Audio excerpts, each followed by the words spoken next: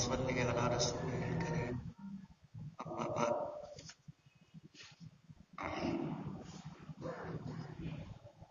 بزرگان محترم اور عزیز دوستوں،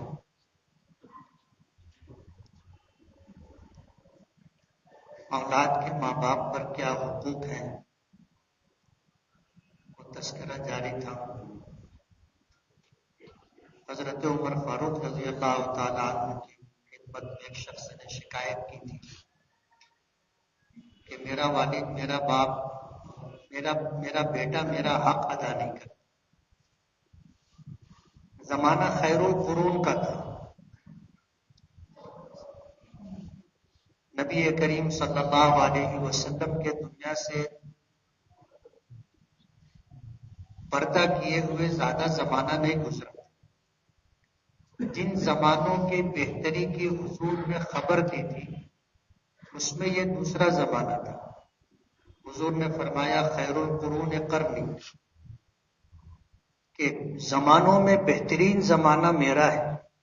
ثم الذین یلونہم، پھر میرے زمانے کے بعد جو زمانہ آئے گا وہ بہتر ہوگا. اس کے بعد وہ زمانہ جو اس زمانے سے ملا ہوا ہوگا، یعنی حضور کا زمانہ، پھر صحابہ کا زمانہ، پھر تابعین کا زمانہ. تو حضرت عمر کا دور جو تھا یہ خیر القرون یعنی دوسرا بہترین زمانہ تھا. حضرت عمر فاروق رضی اللہ تعالی عنہ نے بیٹے کو بلایا اور کہا کہ تیرے باپ نے تیری شکایت کی ہے کہ تو اپنے باپ کا حق ادا نہیں کرتا. تو بیٹے نے پوچھا تھا کہ امیر المومنین، ماں باپ کا اولاد پر حق ہے؟ تو حضرت عمر فاروق نے فرمایا تھا کہ ہاں ہے. تو اس لڑکے نے پوچھا کہ امیر المومنین، اولاد کا بھی ماں باپ پر کوئی حق ہے؟ کہنے لگے کہ ہاں ہے. پوچھا کیا ہے؟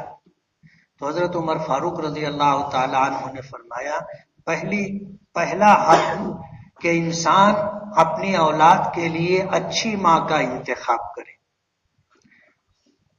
یعنی نکاح کے موقع پر جب بیوی لانا ہو تو یہ بیوی کل اس کے بچوں کی ماں بننے والی ہے. یہ پہلا حق ہے بچے کا کہ اپنے لیے نیک بیوی کا انتخاب کرے. اب ظاہر بات ہے جو لوگ اس حق کی ادائیگی میں کوتاہی کرتے ہیں انہوں نے پہلے ہی مرحلے پر اولاد کا حق ضائع کر دیا. فرمایا کہ اپنی اولاد کے لیے نیک ماں کا انتخاب کرے. دوسرے نمبر پر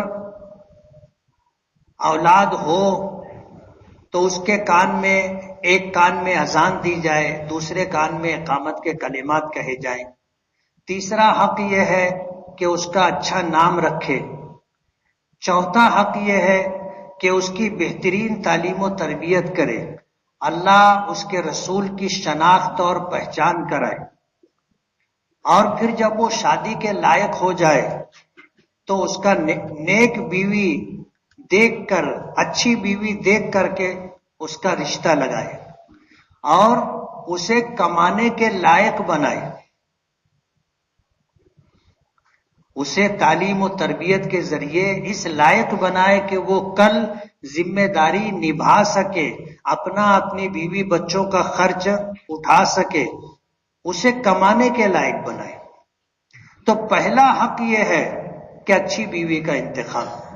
تو اس بچے نے حضرت عمر فاروق رضی اللہ تعالی عنہ سے کہا کہ امیر المومنین، میرے باپ نے جو حقوق آپ بیان کیے ہیں اس میں سے کوئی حق ادا نہیں کیا. اور یہ بتایا کہ اس نے ایک مجوسی باندی سے رشتہ کیا جس سے میں پیدا ہوا. اب ظاہر بات ہے وہ عورت ایمان سے محروم تھی. اب باندی تھی، خرید کر کے اسے لایا گیا. باندی تھی، باندی کے پیٹ سے یہ بچہ پیدا ہوا. تو ماں ایمان والی نہیں تھی، آتش پرست تھی. اور پھر اس بچے نے کہا کہ میرے باپ نے میرا نام جعیل رکھا ہے. میں نے بتایا تھا کہ ایک کیڑا ہوتا ہے جو گندگی کا گندگی کا کیڑا ہوتا ہے. میرا نام جویل رکھا ہے اور میرے باپ نے میری کوئی تعلیم و تربیت کی فکر نہیں کی، نہ مجھے اس نے تعلیم دی اور نہ اس نے صحیح معنوں میں میری تربیت کی. حضرت عمر فاروق رضی اللہ تعالی عنہ نے اس کے باپ کو بلایا اور بلانے کے بعد کہا کہ تو نے اولاد کا حق پہلے ضائع کیا ہے، اولاد تیرا حق بعد میں ضائع کر رہی ہے. تو نے پہلے اپنی اولاد کا حق ضائع کیا. بیوی کے انتخاب کے لیے، اپنی اولاد کے انتخاب کے لیے اچھی بیوی، شریعت کی رہنمائی کہ تنکح المرأة لعربین لمالہا ولجمالہا ولحسبہا ولدینہا فاظفر بذات الدین تربت یداک. حضور نے فرمایا کہ لوگ دنیا میں 4 چیزیں دیکھ کر کے رشتہ کرتے ہیں. جن کو مال پسند ہوتا ہے وہ مالداری دیکھ کر کے نکاح کرتے، جن کو حسن و جمال پسند ہوتا ہے وہ خوبصورتی دیکھ کر کے نکاح کرتے، جن کو خاندان اور حسب و نسب سے تعلق ہوتا ہے، جس کو مقدم رکھتے ہیں، وہ خاندانی لوگوں کو تلاش کرتے ہیں اور ایسے خاندان سے رشتہ اور تعلق بناتے ہیں. اور حضور نے فرمایا چوتھے لوگ سماج، اور سماج میں ایک طبقہ ایسا بھی ہے جو دینداری دیکھ کر نکاح کرتا ہے. مالداری دیکھ کر نکاح ہوتا ہے، حسن و جمال دیکھ کر نکاح ہوتا ہے، خاندانی حسب و نسب دیکھ کر نکاح ہوتا ہے، اور دینداری دیکھ کر نکاح ہوتا ہے. حضور نے فرمایا فاظفر بذات الدین، دینداری دیکھ کر نکاح کر کامیاب ہو جائے گا. کامیابی کی ضمانت اور کامیابی کی خوشخبری پیشن گوئی خود نبی کریم صلی اللہ علیہ وسلم نے کی ہے. مال کے تعلق سے فرمایا المال غاد و راحل، مال آنے جانے والی چیز ہے، کسی کے پاس رکتا نہیں ہے. مال کسی کے پاس رکتا نہیں ہے، اور جو روک کے رکھ لے تو مال اس کے لیے کارآمد نہیں رہتا. آپ 2-5 لاکھ روپیہ کاغذ میں لپیٹ کر کے کہیں رکھ دو، ظاہر بات ہے آپ کو نہ چائے ملے گی، نہ کپڑا ملے گا، نہ راحت ملے گی، کچھ نہیں ملے گا. پیسہ ہے لیکن جب تک اس کو خرچہ نہیں کرو گے آپ کا کام نہیں بنے گا. مال آنے جانے والی چیز ہے، حسن و جمال آنے جانے والی چیز ہے، خوبصورتی ہمیشہ باقی نہیں رہتی، اور خوبصورتی ایک قسم کی آزمائش بھی ہے. خاندانی حسب و نسب ہماری شریعت میں کوئی معنی نہیں رکھتی. برادری واد کہو، خاندانی حسب و نسب پر فخر اور غرور کرو، حضور نے اس سے منع کیا. آخری بات جو حضور نے فرمائی ہے اس سے آپ اندازہ کر سکتے ہیں کہ اپنی بیٹی حضرت فاطمہ رضی اللہ تعالی عنہا کو حضور نے فرمایا تھا کہ بیٹی اعملی، عمل کر، نیکی کر، تیرا میری بیٹی ہونا تجھ کو کام نہیں آئے گا. یعنی دنیا میں بھی خاندانی حسب و نسب بے معنی ہے، اور آخرت میں بھی حضور نے فرما دیا اپنی بیٹی، چہیتی بیٹی، لاڈلی بیٹی حضرت فاطمہ سے کہ بیٹی تو خود عمل کر، تیرا عمل تجھ کو کام آئے گا، میری بیٹی ہونا تجھ کو کل قیامت کے دن کام نہیں آئے گا. اصل چیز دینداری ہے جو ہمارے اور آپ کے دنیا میں آنے کا مقصد ہے. اللہ نے ہمیں کیوں بھیجا دنیا میں؟ بے شمار مخلوقات اللہ نے پیدا کی تھی، انسان اگر نہیں بھی ہوتا تو یہ دنیا رہتی،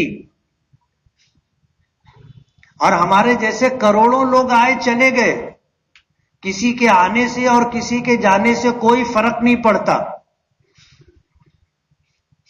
کوئی فرق نہیں پڑتا.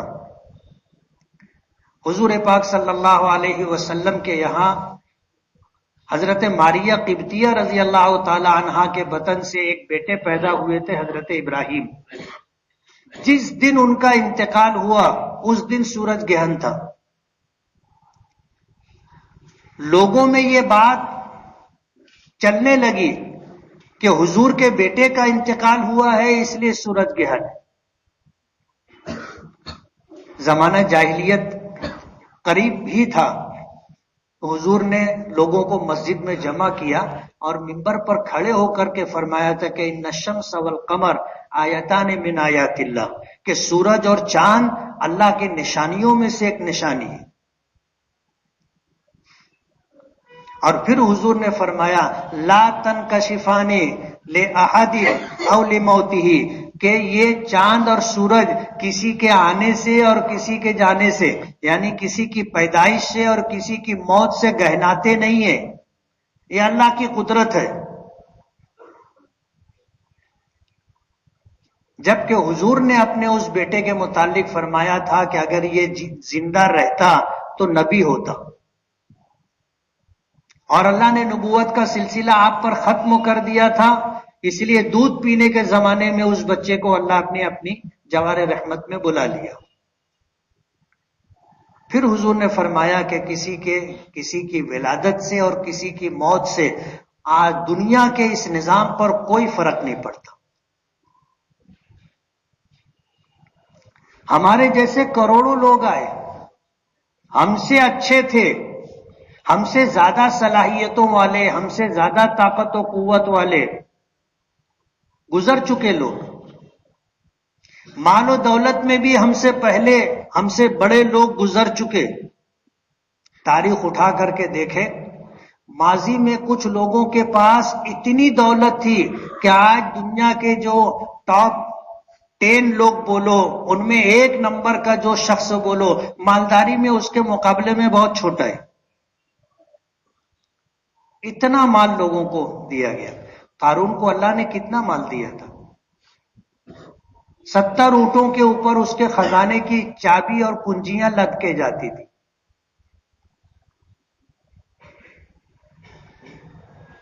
بہت مال و دولت لوگوں کے پاس تھا، لوگ بھی کم تھے، لوگ بھی کم تھے۔ تو ہم سے زیادہ خوبیوں والے، ہم سے زیادہ صلاحیتوں والے، ہم سے زیادہ طاقت و قوت والے، ہم سے زیادہ مال و دولت والے گزر چکے، آج کوئی ان کو جانتا بھی نہیں، کوئی یاد بھی نہیں کرتا، ان کو کوئی نام بھی نہیں لیتا۔ جن کو ہم نے دیکھا، جو کبھی ہمارے ساتھ تھے، ہمارے بڑے تھے، ہم چھوٹے تھے، دنیا سے وہ چلے گئے۔ ایمانداری کی بات یہ ہے کہ کبھی کبھی ان کی یاد آتی ہے، نام نکلتا ہے، تذکرہ ہوتا ہے تو، ورنہ نہ ان کو کوئی یاد کرتا ہے اور نہ نام لے کر کوئی ان کے لیے دعا کرتا ہے۔ ایک وقت آئے گا ہم بھی چلے جائیں گے، کوئی ہم کو بھی یاد نہیں کرے گا، کوئی یاد نہیں کرے گا، سب بھول جاتے ہیں۔ جب آدمی مٹی دینے جاتا ہے، تدفین کا موقع ہوتا ہے، کسی کا انتقال ہوتا ہے، ہمارے یہاں تو الحمدللہ اہتمام ہوتا ہے کہ لوگ مٹی دیتے ہیں، اور اس کا طریقہ یہ ہے کہ آدمی پہلی مٹی جو مٹھی اٹھائے تو سرہانے سر کی طرف ڈالے، دوسرا اٹھائے تو قبر کے بیچ میں، اور تیسرا پیر کی طرف ڈالے۔ شاید آپ کے معلومات میں یہ نئی بات ہو، مٹی کس طرح دی جاتی ہے۔ آپ اندازہ کرو ہماری شریعت نے کہاں تک ہماری رہنمائی کی ہے کہ کسی کا انتقال ہو، تدفین ہو رہی ہو، مٹی دینا ہے تو کیسے دیں گے؟ پہلی مٹھی اٹھائیں گے تو سر کی طرف ڈالیں گے، کہیں گے منہا خلقناکم، دوسری مٹھی اٹھائیں گے بیچ میں ڈالیں گے، کہیں گے وفیہا نعیدکم، تیسری مٹھی اٹھائیں گے پیر کی طرف قبر میں ڈالیں گے اور کہیں گے ومنہا نخرجکم تارۃ اخری، یہ اپنے لیے بھی ہے اور میت کے لیے بھی۔ منہا خلقناکم، ہم نے تمہیں مٹی سے ہی پیدا کیا تھا۔ اللہ پاک فرماتے ہیں ہم نے تمہیں مٹی سے پیدا کیا تھا، وفیہا نعیدکم، اور تمہیں ہم مٹی ہی میں واپس کریں گے، ومنہا نخرجکم تارۃ اخری، اور پھر ایک وقت آئے گا ہم تمہیں مٹی سے ہی نکالیں گے۔ حدیث پاک میں آتا ہے جب آدمی مٹی دے لیتا ہے تو ہاتھ صاف کرتا ہے، ایسے کرتے نا کہ نہیں کرتے؟ سب ہاتھ جھاڑتے ایسے. اور مستحب ہے کہ پھر مٹی دینے کے بعد ہاتھ کو دھو لینا چاہیے. مٹی دینے کے بعد ہاتھ کا دھونا مستحب ہے. حدیث پاک میں آتا ہے جب مٹی دینے کے بعد آدمی ہاتھ جھاڑ کے پلٹتا ہے تو فرشتے کہتے ہیں کہ جاؤ اپنے کام سے لگ جاؤ. آدھے سے زیادہ لوگ نکل جاتے, تسلی اور تعزیت کے لیے نہیں رکتے. کام رہتا ہے نا سب کو. فرشتہ کہتا ہے جاؤ اپنے کام سے لگ جاؤ. سب کو کام یاد آنے لگ جاتا, مارکیٹ جانے کا ہے, کارخانہ جانے کا ہے, سائزنگ جانے کا ہے, شادی میں جانے کا ہے, گھر کا کام ہے, میرے انتظار میں کچھ لوگ بیٹھے ہیں. سب کو کام یاد آتا ہے اور سب جلدی سے جلدی تھوڑا نظر بچا کے نکلتے ہیں. ادھر ادھر دیکھتے ہیں پھر نکلتے ہیں. کچھ لوگ پہلے نکل جاتے, کچھ لوگ پیچھے رک جاتے کہ تسلی کے لیے لوگ بیٹھیں گے پھر اپنے. کچھ لوگ ہاتھ دھونے میں ہاتھ ہی دھوتے رہتے نا, پھر نکلتے. وہ فرشتہ کہتا ہے جاؤ اپنے کام سے لگ جاؤ. سب اپنے کام سے لگ جاتے. تو ہم سے بہتر لوگ گزر چکے, آج کوئی ان کو یاد کرنے والا نہیں. کل ہم بھی نہیں رہیں گے, ہم کو بھی کوئی یاد نہیں کرے گا. کامیاب ہے وہ شخص جو دنیا سے اس حال میں جائے کہ اللہ کا حق ادا کر چکا ہو, بندوں کا حق ادا کر کے فارغ ہو چکا ہو. اس حال میں آدمی مرے کہ کسی کا لینا دینا اس کے ذمے نہ ہو. اللہ کا حق ایسا ہے اللہ معاف کر دیں گے. ہماری کوشش ہے کہ ہم اللہ کے عائد کردہ احکامات کو پورا کریں, لیکن اللہ کا حق کوئی ادا نہیں کر سکتا. بے شمار اللہ پاک کے احسانات ہیں, ہم اللہ کا حق ادا نہیں کر سکتے. ہاں اللہ نے وعدہ کیا ہے ان اللہ لا یغفر ان یشرک بہ ویغفر ما دون ذلک لمن یشاء. اللہ تعالیٰ شرک کرنے والوں کو کبھی معاف نہیں کرے گا, کبھی معاف نہیں کرے گا. یہ اللہ کا فیصلہ ہے. اور جس نے شرک نہیں کیا, ایمان کے ساتھ دنیا سے گیا, اللہ اس کے لیے چاہے گا سب معاف کر دے گا. اللہ کو ہماری کوئی حاجت و ضرورت نہیں ہے. حدیث پاک میں آتا ہے ساری دنیا کے انسان, حضرت آدم سے لے کر کے آخری پیدا ہونے والا انسان, سب ایک میدان میں جمع ہو کر کے ایک شخص کی طرح اللہ کی عبادت پرستش پر آ جائے, پلک جھپکنے کے برابر بھی اللہ کی نافرمانی نہ کرے, تو اللہ کی شان میں, عظمت میں, کبریائی میں ذرہ برابر بھی اضافہ نہیں ہوگا. اور اس کے برعکس سب کفر اور شرک کی راہ پر آ جائے, سب اللہ کی نافرمانی پر تل جائیں, تو اللہ کی شان, عظمت, کبریائی میں, عزت و شرافت میں ذرہ برابر کی کمی نہیں آئے گی. بے نیاز ہے وہ, بے نیاز ہے. تو ہماری کوتاہیاں جو اللہ کے حقوق کی ادائیگی میں ہوئی ہے انشاءاللہ اللہ معاف کریں گے. بندوں کا اپنے اوپر حق نہیں رہنا چاہیے. اللہ پاک نے فرمایا کہ بندے کا حق ہے تو میں بھی معاف نہیں کروں گا, میں بھی معاف نہیں کروں گا جب تک بندہ معاف نہ کرے.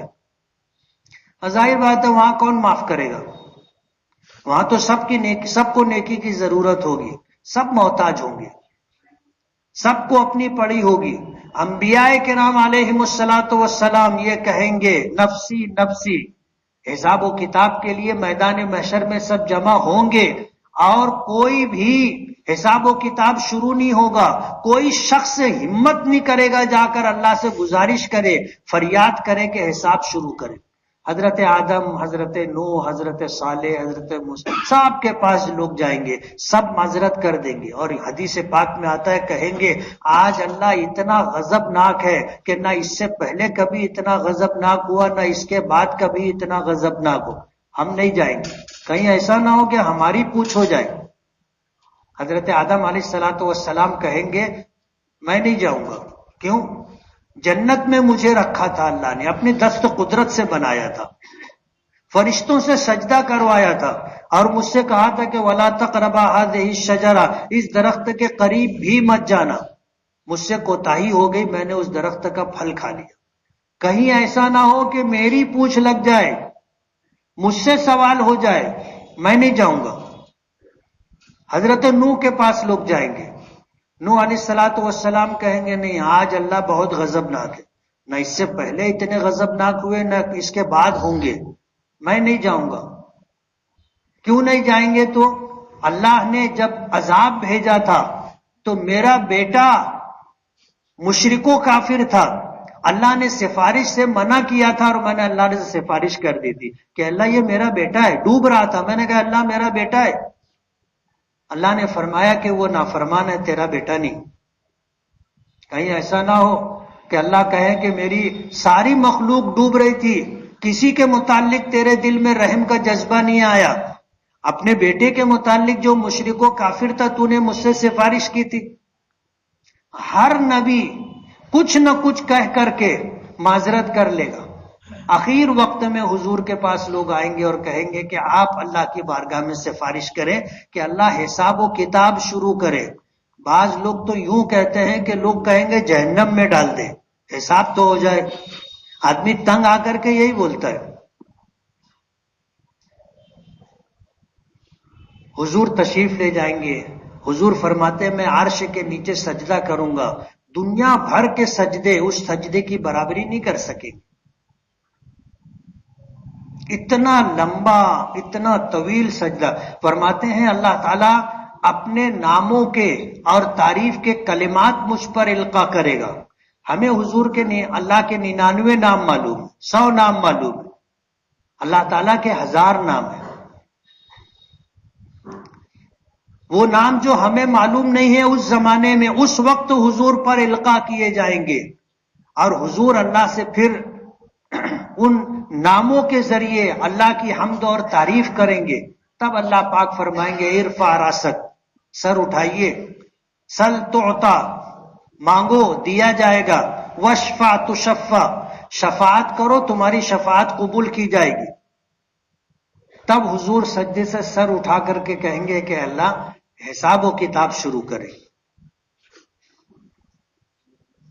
اسے شفاعت کبریٰ کہتے، جس کا فائدہ حضرت آدم سے لے کر کے حضرت عیسیٰ تک 1,24,000 نبیوں کو، تمام نبیوں کی امت کو اور قیامت تک آنے والے تمام مخلوقات کو اس کا فائدہ ہوگا. اس کو شفاعت کبریٰ کہتے. اللہ حساب و کتاب شروع کریں گے. کام اگر کوئی چیز آئے گی اپنی نیکی، اور اپنے پیچھے جو نیک اولاد ہم چھوڑ جائیں گے، اپنے پیچھے نیک اولاد جن کی تعلیم اور تربیت کی ہم نے فکر کی تھی، جو جب ہاتھ اٹھاتے تھے دعا کرتے تھے رب ارحمہما کما ربیانی صغیرا، کہ میرے پروردگار میرے ماں باپ پر رحم فرما، جیسا بچپن میں انہوں نے ہمیں پالا تھا مہربانی اور رحمت کے ساتھ. رب ارحمہما کما ربیانی صغیرا. جب ہاتھ اٹھائے گا نیک بچہ تو دعا کرے گا ربنا اغفر لی ولوالدی، کہ میرے پروردگار میری بھی مغفرت فرما، میرے ماں باپ کی بھی مغفرت فرما. ظاہر بات ہے نماز پڑھے گا، اللہ کا مطیع و فرما بردار ہوگا، روزانہ دعاؤں کا اہتمام کرے گا، روزانہ نیکی کرے گا، تو ماں باپ کے لیے بھی دعا کرے گا، ان کو ایصال ثواب کرے گا. نیک اولاد کی نیکیوں میں ماں باپ کا حصہ ہوگا. کل قیامت کے دن نیک اولاد کام آئے گی. تو اپنی اولاد کے لیے نیک ماں کا انتخاب، اچھا نام رکھنا. بچہ پیدا ہو جتنی جلدی ہو، کوئی دوسری آواز اس کے کان میں پہنچے اس سے پہلے اس کے کان میں، سیدھے کان میں اذان کے کلمات، مائے کلمہ کان میں اقامت کے کلمات پہنچے. اللہ کی کبریائی، اللہ کی وحدانیت، نبی کریم صلی اللہ علیہ وسلم کی نبوت و رسالت کی گواہی، اذان کے کلمات اس کے کان میں پہنچ. اسی لیے آپ نے دیکھا ہوگا جو پرانی دایا ہوتی تھی، دائی، جب بچہ پیدا ہوتا تھا اس کو فوراً صاف کر کے اس کو اچھی طرح کانوں کو کپڑے سے ڈھک دیتے تھے، پورا بند کر دیتے تھے، اور سب سے پہلے اذان کی فکر کرتے تھے. کوئی بھی وقت ہو، آدھی رات کو لوگ آ کر امام صاحب کے دروازے کو کھٹکھٹاتے تھے، صبح نماز سے پہلے آ کر کے مؤذن صاحب کو لے کر کے جاتے تھے. اذان کے کلمات سب سے پہلے، اور پھر اپنے بچوں کا نام اچھا نام رکھے. پچھلے ہفتے اس پر گفتگو ہوئی تھی، نئے نام کے چکر میں آدمی کچھ بھی رکھ دیتا نا، کچھ بھی رکھ دیتا. ظاہر بات ہے ہم سے پہلے جو لوگ تھے دینداری میں ہم سے اچھے تھے، ان کا زمانہ نبوت کے زمانے سے ہم سے زیادہ قریب تھا، ان کا زمانہ بہترین زمانوں سے قریب تھا، اس لیے ان لوگوں نے جو نام رکھے سب اچھے نام ہیں. نئے نام کے چکر میں پرانے ناموں کو چھوڑنا نہیں چاہیے. آپ دیکھو نبیوں کا نام رکھو، ازواج مطہرات کا نام رکھو، انبیاء کرام کی بیویوں کا، ان کی بیٹیوں کا نام رکھو، اللہ کے نیک بندوں کا نام لو اور وہ نام رکھو. نام آپ نے رکھ دیا، نام کے اثرات ہوتے، نام کے اثرات ہوتے. حضور پاک صلی اللہ علیہ وسلم نے نکاح کیا، نکاح کرنے کے بعد ایک بیوی تھی، ان کا نام تھا برہ. برہ، برہ کے معنی بہت زیادہ نیکی کرنے والے. اب ظاہر بات ہے نیکی ایسی چیز ہے جو چھپائی جاتی ہے. نیکی ہم نے اللہ کی رضا کے لیے کی، کسی کو معلوم پڑے تو واہ واہ، نہیں معلوم پڑے تو واہ واہ، ہم اس کو ظاہر نہ کریں. ان کے نام میں یہ بات تھی کہ وہ اپنی نیکیوں کو ظاہر کرنے والے. حضور نے نام بدل دیا، فرمایا تمہارا نام برہ نہیں، تمہارا نام ہے زینب. حضور نے نام بدل دیا. حضرت فاطمہ رضی اللہ تعالی عنہا کے یہاں پہلا بیٹا ہوا، حضرت علی نے نام رکھا حرب. حرب کے معنی جنگ کے آتے، اور وہ زمانہ تھا غزوات کا، اسلام اور کفر کی جنگ ہو رہی تھی. حضرت علی رضی اللہ تعالی عنہ نے نام رکھا حرب. حضور تشریف لائے، اور پھر حضور کے آنے کے بعد حضور نے پوچھا کہ کیا نام رکھا، تو کہا کہ میں نے نام رکھا حرب. حضور نے فرمایا کہ نہیں، اس کا نام حسن ہوگا. دوسرے بیٹے ہوئے، حضرت علی نے نام رکھا حرب. پھر حضور نے پوچھا کیا نام، بولے حرب. حضور نے فرمایا کہ نہیں، یہ حسین ہوں گے. تیسرے بیٹے ہوئے، حضرت علی نے نام رکھا حرب. نام بہت پسند تھا ان کو، اس لیے پہلے دوسرے تیسرے بیٹے کا نام بھی حرب رکھا. حضور نے پوچھا کیا نام رکھا، کہا حرب. کہا نہیں، یہ محسن ہوگا. حسن، حسین اور محسن. حضور نے اچھا نام رکھنے کا حکم دیا. یہ اولاد کا حق ہے، نئے نام کے چکر میں اولاد کا حق ضائع نہیں کرنے کا. انبیاء کرام علیہم الصلاۃ والسلام کے ناموں پر نام رکھو، نیک لوگوں کے ناموں پر نام رکھو، انشاءاللہ اس کے اثرات رہیں گے. اپنے بچے کی تعلیم و تربیت کی فکر کریں. اچھا گھر بنا کر دینے کی، کارخانہ بنا کر دینے کی، سائزنگ بنا کر دینے کی فکر مت کرو، وہ اپنا نصیب لے کر کے آیا ہے. دنیا کی کوئی مخلوق اپنے بچوں کو گھر بنا کے نہیں دیتی. آپ بتاؤ، کوئی مخلوق اپنے بچوں کو گھر بنا کے دیتا ہے؟ پرندے اپنے بچوں کو گھونسلہ بنا کر نہیں دیتے، انہیں پرواز کا ہنر سکھاتے ہیں، اڑنا سکھاتے ہیں، بلندیوں تک جانا سکھاتے ہیں، گھونسلہ بنا کر کے نہیں دیتے. اس لیے اپنی اولاد کو گھر بنانے کی، کارخانہ بنانے کی، سائزنگ بنانے کی فکر مت کرو. اپنی اولاد کے لیے انہیں سچا پکا مسلمان بناؤ، انہیں دیندار بناؤ. ان کا نصیب اللہ نے بنایا ہے، اور جو ان کے نصیب و مقدر کا ہے اللہ دے گا. چاہے تمہارے ذریعے سے دے چاہے کسی اور کے ذریعے سے دے، اللہ دے گا، کوئی اس میں سے ایک دانہ کم نہیں کر سکتا۔ اپنے بچوں کی تعلیم و تربیت کی فکر کرو،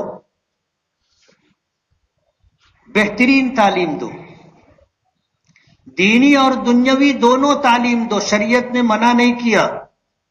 دنیا کو، اللہ کی مخلوق اور انسانوں کو اچھے ڈاکٹر کی بھی ضرورت ہے، اچھے ماسٹر اور ٹیچر کی بھی ضرورت ہے، اچھے انجینئر کی بھی ضرورت ہے۔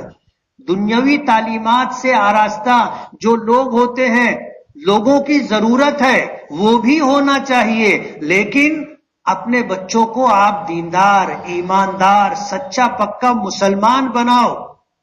وہ ڈاکٹر رہے تو ایماندار بھی رہے، ڈاکٹر رہے تو دیانت دار بھی رہے، ڈاکٹر رہے تو انسانیت کا ہمدرد اور خیرخواہ بھی رہے۔ یہی حال زندگی کے تمام شعبوں میں۔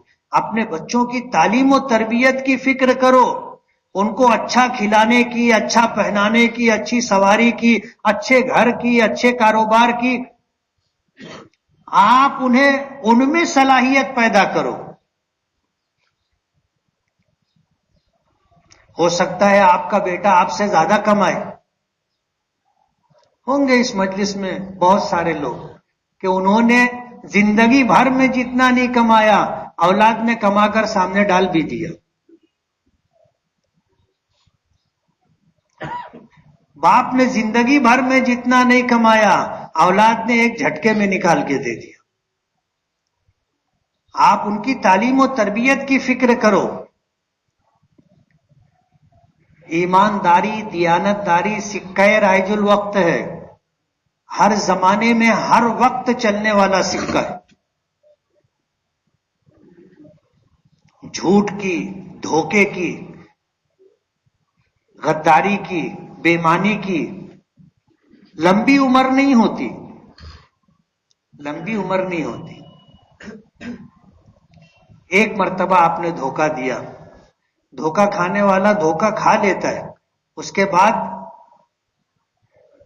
حدیث پاک میں آتا ہے لا یلدغ المؤمن من جحر واحد مرتين، کہ جس کو اللہ نے ایمان دیا ہے ایسا صاحب ایمان ایک سوراخ سے 2 مرتبہ نہیں ڈسا جائے گا۔ پہلی مرتبہ بھروسہ کر کے دھوکہ اٹھا سکتا ہے، دوبارہ آپ بنا نہیں سکتے اس کو۔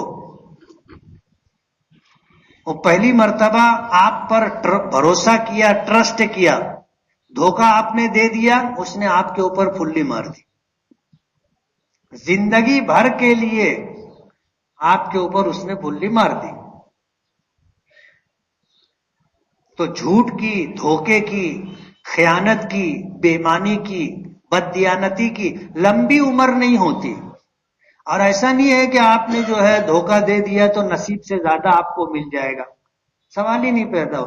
اتنا مال اس سے اپنے کو ملنا تھا، چاہے ایمانداری سے لے لو، دیانتداری سے لے لو، یا خیانت کر کے لے لو، یا دھوکہ دے کر لے لو، یا جھوٹ بول کے لے لو، ملے گا اتنا ہی جتنا اللہ نے وہاں سے ملنا مقدر کیا۔ اپنی اولاد کی تعلیم و تربیت کی فکر کرو، سماج کو اچھا انسان دو، اسے محنت کی، جفا کشی کی، سچائی کی، ایمانداری کی، دیانتداری کی آپ اسے تربیت دو۔ اپنے نصیب کا وہ کما لے گا، اس کے نصیب کا اللہ اسے دے دے گا، چاہے آپ کی وراثت میں سے اس کو ملے، نہیں تو اللہ کو دینے کے لیے کوئی آپ کی ضرورت تھوڑی ہے، اللہ 70 دروازے کھولے گا۔ وَمَن يَتَوَكَّلْ عَلَى اللَّهِ فَهُوَ حَسْبُهُ، جو بندہ اللہ پر بھروسہ کرتا ہے اللہ اس کے تمام کاموں میں اس کے لیے کافی ہوتا ہے۔ وَمَن يَتَّقِ اللَّهَ يَجْعَل لَّهُ مَخْرَجًا، جو بندہ اللہ سے ڈر کر کے تقوی کی راہ اختیار کر کے زندگی گزارے گا، ہر مصیبت سے، ہر تنگی سے، ہر پریشانی سے نکلنے کا راستہ اللہ پاک بنا دے گا۔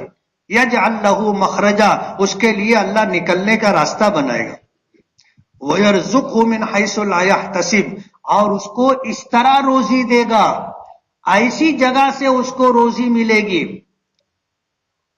ایسی جگہ سے اس کو روزی ملے گی کہ اس کو گمان بھی نہیں ہوگا کہ یہاں سے مجھ کو کوئی فائدہ ہو سکتا ہے. وَيَرْزُقْهُ مِنْ حَيْثُ لَا يَحْتَسِبْ، جہاں سے اس کو گمان نہیں ہوگا وہاں سے اللہ اسے روزی دے گا. ہم اپنی اولاد کے لیے بہت پریشان رہتے ہیں. کیا ہوئیے، میرے بچوں کا کیا ہوگا. آدمی زندگی میں بھی سوچتا ہے، مرنے کے وقت بھی سوچتا ہے. اور کچھ ہو جائے تو آدمی وصیت کرتا ہے لوگوں سے، تو کہتا ہے میرے بچوں کا خیال رکھنا. ارے تو خیال رکھنا تیرے بچوں کا. بچوں کی ایسی تعلیم و تربیت دے کہ ہر پریشانی سے، ہر مصیبت سے نکلنے کا راستہ کون بنائے؟ اللہ بنائے. وَمَن يَتَّقِ اللَّهَ يَجْعَل لَّهُ مَخْرَجًا، اپنے بچوں کو تقوی کی، پرہیزگاری کی، خشیت الہی اور خوف خداوندی ان کے رگ رگ میں پیوست ہو جائے، ایسی ان کی تربیت کرو. وَيَرْزُقْهُ مِنْ حَيْثُ لَا يَحْتَسِبْ، جو اللہ سے ڈر کے زندگی گزارے گا، اس کے گمان سے ہٹ کر کے، گمان سے بڑھ کر کے اللہ اسے روزی عطا کرے گا. کسی کو بولنے کی ضرورت نہیں ہے کہ میرے بچوں کا خیال رکھنا. جس کو تم بول رہے ہو میرے بچوں کا خیال رکھنا، اس کو خود ہی اپنا خیال رکھنا مشکل رہتا ہے. اس کا ہی پیٹ نہیں بھرتا، اس کی خواہش پوری نہیں ہوتی، وہ تمہارے بچوں کو کیا دے گا؟ دینے والا کون؟ اللہ ہے. اپنے بچوں کی ایسی تربیت کرو کہ اللہ اپنا وعدہ ان کے حق میں پورا کرے. واللہ ولی المؤمنین، ایمان والوں کا ولی و سرپرست اللہ ہے. یہ اولاد کے حقوق ہیں جو ماں باپ پر ہے. آج جو یہاں بڑے لوگ ہیں ان کے لیے یہ پیغام ہے کہ آپ اپنے بچوں کی ایسی تعلیم و تربیت کریں، ان کے حقوق کی ادائیگی کی ایسی فکر کریں کہ آپ کو کل کے کسی کو کہنا نہ پڑے کہ میرے بچوں کا خیال رکھنا. آپ اپنے بچوں کو ایسا بنا کر کے جاؤ کہ آپ کے بچے دوسروں کا خیال رکھیں. اپنے بچوں کو محتاج کیوں بناتے ہو کہ دوسرے تمہارے بچوں کا خیال رکھیں؟ اپنے بچوں کو ایسا بناؤ کہ وہ دوسروں کا خیال رکھیں. حضرت عمر ابن عبدالعزیز رحمت اللہ علیہ کا جب انتقال ہونے لگا تو کسی نے ان سے کہا کہ امیر المومنین، آپ نے اپنے بچوں کے لیے کچھ نہیں کیا. کہنے لگے مجھے اٹھا کر بٹھاؤ، مجھے اٹھا کر کے بٹھاؤ. لوگوں نے سہارا دے کر کے اٹھا کر کے بٹھایا تو کہنے لگے کہ میں نے اپنے بچوں کا حق ادا کرنے میں کوئی کمی کوتاہی نہیں کی، اور میں نے کبھی دوسروں کا حق چھین کر کے، لوٹ کر کے، دھوکے سے، جھوٹ سے لے کر کے اپنے بچوں کو نہیں دیا. اپنے بچوں کو جو دیا، جو کھلایا، جو پہنایا، وہ سب حق حلال کی روزی تھی. اگر میرے بچوں میں ایمان ہوگا، اللہ ان کا ولی و سرپرست ہے. واللہ ولی المومنین، اللہ ایمان والوں کا ولی و سرپرست ہے. 19 بیٹی بیٹے تھے، 19. تاریخ میں آتا ہے ان سے پہلے عبد الملک ابن مروان بادشاہ گزرا تھا. عبد الملک ابن مروان، اس کا جب انتقال ہوا تھا تو اس کے بھی 19 بیٹی بیٹے تھے. میراث تقسیم ہوئی تھی. اس زمانے میں بیٹوں کو 10-10 لاکھ درہم ملے تھے. کس زمانے میں؟ جب 10-20 درہم میں گھر بھی ملتا تھا اور سواری بھی ملتی تھی. 10 لاکھ درہم بیٹوں کو میراث میں ملے تھے، 5-5 لاکھ درہم بیٹیوں کو ملے تھے. عمر ابن عبدالعزیز رحمت اللہ علیہ کا انتقال ہوا، ان کی میراث تقسیم ہوئی تو بیٹوں کو 3.5 درہم ملے اور بیٹیوں کو 2.25 درہم ملے. لیکن تاریخ میں یہ بات ملتی ہے کہ جن کو 10-10 لاکھ درہم میراث میں ملے تھے وہ اپنے باپ کی بنوائی ہوئی مسجد کی پیتری پر کھڑے ہو کر بھیک مانگتے تھے.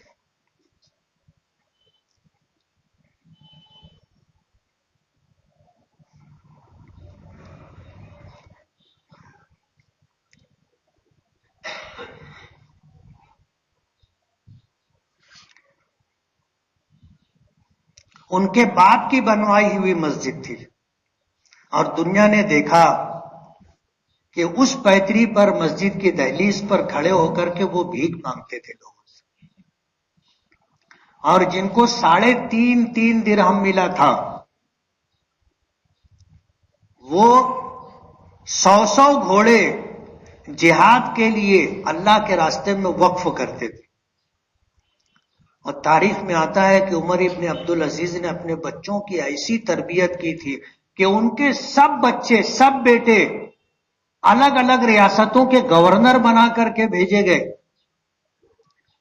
عمر ابن عبدالعزیز کے بعد جو لوگ مسلمانوں کے امیر بنے، انہوں نے عمر ابن عبدالعزیز کے بیٹوں کو گورنری دی کہ یار یہ بہت قابل آدمی ہے، بہت ایماندار ہے، بہترین منتظم ہے، ایسی تربیت دی تھی۔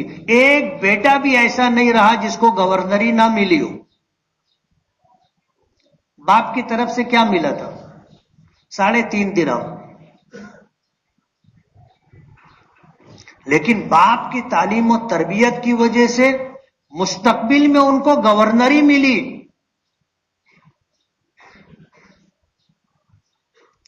تو اپنے بچوں کی تعلیم و تربیت کی فکر کرو، گھر بنا کر دینے کی فکر مت کرو۔ پرندے اپنے بچوں کو گھونسلہ بنا کر کے نہیں دیتے، پرواز کا ہنر سکھاتے، پھر وہ اپنا گھونسلہ، باپ نے جہاں گھونسلہ بنایا تھا اس سے اونچائی پر کے بچے گھونسلہ بناتے ہیں۔ اولاد کا حق ادا کرو، اولاد کا حق ادا کرو گے، مرنے کے بعد یہ اولاد آپ کے لیے دعا کرے گی، ایصال ثواب کرے گی، نیک اولاد ہوگی۔ جتنی نیکی کرے گی آپ کی تعلیم و تربیت کی وجہ سے، ان نیکیوں میں اللہ آپ کو بھی حصہ دے گا۔ اپنی قبروں میں آرام سے پڑے ہوں گے، بچے نمازی ہوں گے، ہر فرض نماز کے بعد فرشتے خوان میں نیکیاں سجا کر کے لے کر کے آئیں گے۔ ہر نماز کے بعد بچے دعا کریں گے کہ اللہ میرے ماں باپ پر رحم فرما۔ وہ دعائیں آپ تک پہنچیں گی، اللہ کی بارگاہ تک پہنچے گی، اس کے اثرات اپنی قبروں میں محسوس کرو گے۔ اولاد کا حق ادا کرو۔ آج ہم لوگ اس معاملے میں بہت کوتا ہے، ان کی دنیا بنانے کی ہر ممکن کوشش کرتے ہیں، جتن کرتے ہیں، لیکن ان کی تعلیم و تربیت کی فکر نہیں کرتے۔ ہم اپنے بچوں کو ضائع اور برباد کر رہے ہیں۔ خسرت دنیا والآخرہ، نہ وہ دنیا میں اچھا مقام پاتے اور نہ مرنے کے بعد ان کو اچھا مقام ملے گا۔ اگر اولاد سے محبت ہے اور سچی محبت ہے، ان کی تعلیم و تربیت کی فکر کریں، انشاءاللہ اپنا مقام و مرتبہ وہ خود بنائیں گے، اللہ ان کی مدد کرے گا۔ وآخر دعوانا الحمدللہ رب العالمین۔ جن لوگوں نے سنت